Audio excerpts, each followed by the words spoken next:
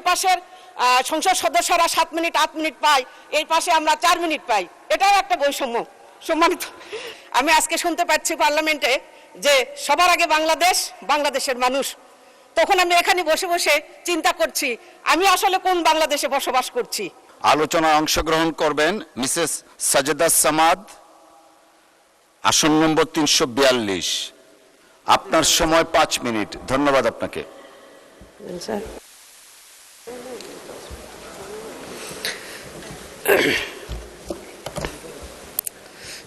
বিসমিল্লাহির রহমানির রহিম। মাননীয় স্পিকার, আপনাকে ধন্যবাদ আমাকে কথা বলার সুযোগ করে দেওয়ার জন্য। প্রথমেই আমি আল্লাহ রাব্বুল আলামিনের কাছে শুকরিয়া আদায় করছি যে উনি আমাকে এই মহান সংসদে আসার তৌফিক এনায়েত করেছেন। সেই সঙ্গে আমার দল জামাতে ইসলামীকে আমি কৃতজ্ঞতা জানাচ্ছি আমাকে সংরক্ষিত নারী আসনে মনোনীত করার জন্য। আমি মহান স্বাধীনতার যারা জীবন দিয়ে একটা স্বাধীন সার্বভৌমত্ব দেশ আমাদেরকে দিয়ে গেছেন তাদের প্রতি শ্রদ্ধা জ্ঞাপন করছি।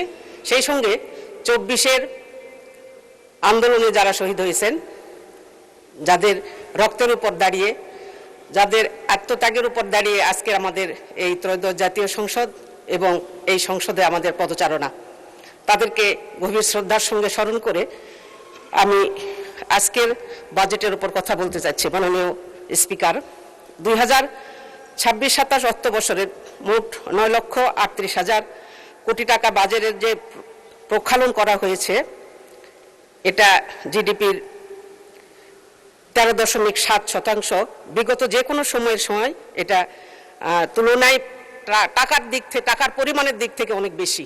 কিন্তু এখানে যে গণতান্ত্রিক রাষ্ট্রের বাজেটের যে সিস্টেম, সেটা আমি কিছু অনিয়ম লক্ষ্য করছি বা যেটা আমার চোখে ধরা পড়েছে, আমি সেটা একটু আলোচনা করতে চাচ্ছি।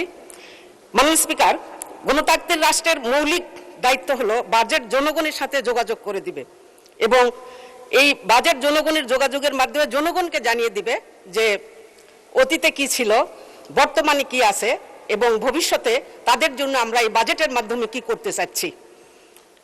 মাননীয় স্পিকার, 26-27 অর্থ বছরের বাজেটের 10টি অগ্রাধিকার দেওয়া হয়েছে। সেই অগ্রাধিকার মধ্যে স্পষ্ট করা হয়নি যে কতটা কর্মসংস্থান সৃষ্টি হবে, কত বিনিয়োগ আসবে, কত সময়ের মধ্যে মূল্যস্ফীতি আসবে, কত নতুন করদাতা যুক্ত হবে এবং কোন সূচকের মাধ্যমে সাফল্য পরিমাণ করা যাবে তা অস্পষ্ট। মাননীয় স্পিকার, বাজেটের মূল উদ্দেশ্য হচ্ছে জনগণকে বোঝানো বা স্পষ্ট করা যে তাদের করের টাকা কে খরচ করছে, কেন খরচ করছে, কারা খরচ করছে, কিভাবে করছে এবং এর বিনিময়ে তারা কি পাবেন, জনগণ কি পাবেন, এটা স্পষ্ট করা দরকার। যেখানে আমরা বিগত ফ্যাসিস্ট সরকারের আমলে আমরা দেখেছি যে বাজেটে ঋণ খিলাপির উচ্চ হার, যেটা এখনো আমরা এই বাজেটে পরিলক্ষিত হয়েছে এবং যেটা আমরা দেখতে পাচ্ছি একই। 2 নম্বর, ব্যাংকিং খাতে আস্থার সংকট তৈরি। মাননীয় স্পিকার, যেটা এখন না বললেই নয় যে আসলে বাংলাদেশে এই ব্যাংকিং খাত অস্থিরতা শুরু হয়েছে, কেন জানি সেটা আর শেষই হতে চাচ্ছে না, বরং আরো নতুন করে উত্তর আরো বৃদ্ধি পাচ্ছে, যেখানে জনগণ বা গ্রাহকরা তাদের টাকা নিয়ে শঙ্কিত আছে। এরকম চলতে থাকলে কোনো এক সময় হয়তো বা জনগণ তাদের টাকা ব্যাংকে রাখতে আর উৎসাহিত হবে না বা রাখতে চাইবে না।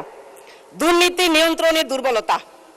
মাননীয় স্পিকার, ফ্যাসিস্ট সরকারের সময় থেকে শুরু করে যাবৎ পর্যন্ত যে দুর্নীতি শুরু হয়েছে, তারপর থেকে এখনো পর্যন্ত যে দুর্নীতি চলছে, সেই দুর্নীতি নিয়ন্ত্রণ করার জন্য কোনো নিয়ম নীতি কিংবা কোনো আগ্রহ আমরা বর্তমান সরকারের সময় আমরা দেখতে পাচ্ছি না। এরপরে উন্নয়ন পরিকল্পনা বাস্তবায়নে অদক্ষতা। মাননীয় স্পিকার, এখানে না বললেই নয়, সেটা হচ্ছে আমি আজকে শুনতে পাচ্ছি পার্লামেন্টে যে সবার আগে বাংলাদেশ, বাংলাদেশের মানুষ। তখন আমি এখানে বসে বসে চিন্তা করছি আমি আসলে কোন বাংলাদেশে বসবাস করছি, আমি কি বাংলাদেশের বাহিরের জনশক্তি নাকি? তার কারণ আমি বাংলাদেশের সংসদ সদস্য হওয়ার পরে সবার আগে যদি বাংলাদেশের মানুষ হয়, তাহলে আমার এলাকার মানুষরা আমার বরাদ্দ থেকে কেন বঞ্চিত হলো? তাহলে আমি কোন বাংলাদেশের মানুষ? মাননীয় স্পিকার, আমাকে বঞ্চিত করা অর্থ হচ্ছে আমার যে জনগণ আমার উপর আস্থা রেখে আমাকে পার্লামেন্টে আসার জন্য সুযোগ করে দিয়েছে তাদেরকে বঞ্চিত করা। তাহলে দেশের মানুষ যদি সবার আগে হয়, তারা বিরোধী দলীয় যেসব সংসদ সদস্য আছে সেই এলাকার জনগণরা কেন বঞ্চিত হলো আমি বুঝতে পারলাম না। তাহলে সবার আগে বাংলাদেশ কেমন করে হয়? মাননীয় স্পিকার, আর্থিক খাতের শাসন ব্যবস্থা দীর্ঘদিন ধরে নানা সমস্যায় জর্জরিত। ধন্যবাদ মাননীয় সদস্য। 1 মিনিট চাচ্ছেন, 1 মিনিট দেওয়া হলো, ধন্যবাদ। তো সব শেষে যেটা আমি বলতে চাই যে এই অনিয়ম, এই বৈষম্যতা আমরা যার জন্য এত আন্দোলন, এত উন্মত্ত, এত পঙ্গুত্ব, তারপরে এখানে কাছাকাছি বসে ওই পাশের সংসদ সদস্যরা 7 মিনিট 8 মিনিট পায়, এই পাশে আমরা 4 মিনিট পাই, এটাও একটা বৈষম্য। সম্মানিত মাননীয় স্পিকার, বাজেটের মূল লক্ষ্য হওয়া দরকার যে আয় বৈষম্য কমানো এবং সামষ্টিক অর্থনৈতিক স্থিতিশীলতা ফিরিয়ে আনা। কেবল জিডিপি বৃদ্ধির দিকে না তাকিয়ে জিডিপির সুফল সাধারণ মানুষের কাছে পকেট পর্যন্ত এবং প্লেট পর্যন্ত পৌঁছায়, সেই রূপরেখা থাকা জরুরি। প্রান্তিক জনগণ চায় পেট ভরে ভাত, চোখ ভরে ঘুম, তাই জন্য আমাদের বাজেট হওয়া উচিত। মাননীয় স্পিকার, আপনাকে ধন্যবাদ।